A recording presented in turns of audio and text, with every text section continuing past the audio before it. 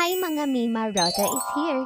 For today's video, pag-uusapan natin ang SSS Maternity Qualifying Period para sa mga manganganak ngayong July, August at September 2025.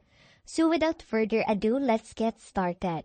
Kung ikaw ay manganganak sa mga buwan ng July, August at September 2025 at gusto mong malaman kung may matatanggap ka bang maternity benefits mula sa SSS, watch the full video. So ano nga ba ang SSS Maternity Qualifying Period?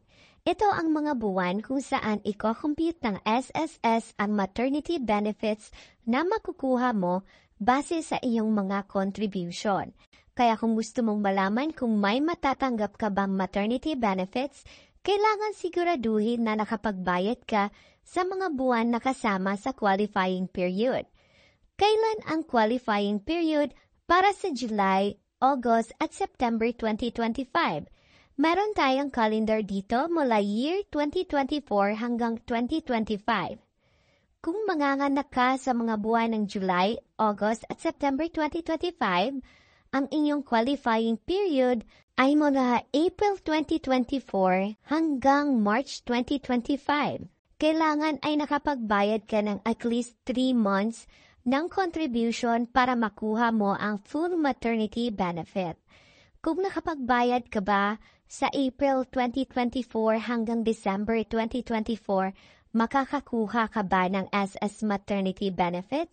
Yes, makakakuha ka ng SSS maternity benefit.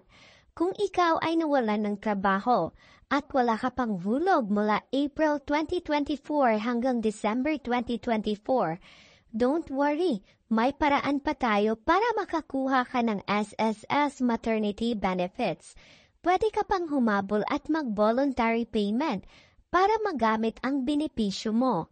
So paano ba yon? Pwede ka pa rin magbayad ngayong January 2025 para sa mga buwan ng October, November at December 2024.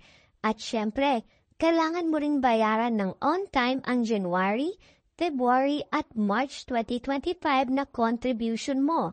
Maaari kang magbayad monthly o quarterly, depende sa kung ano ang payment scheme ang mas magaan para sa iyo.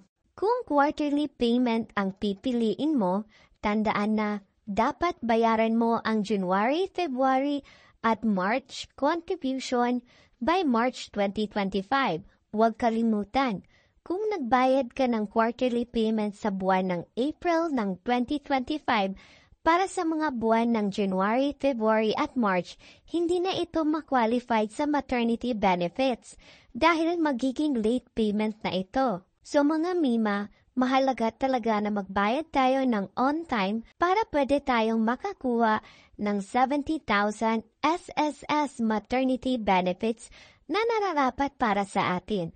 Huwag kalimutan, kahit na nawalan tayo ng trabaho, may paraan pa rin para makuha natin ang ating benepisyo. Sana nakatulong ang video na ito.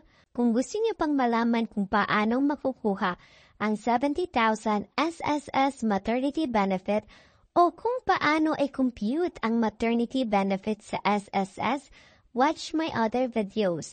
If you have any question, just comment below. Yun lang mga Mima, thank you for watching and subscribe for more videos.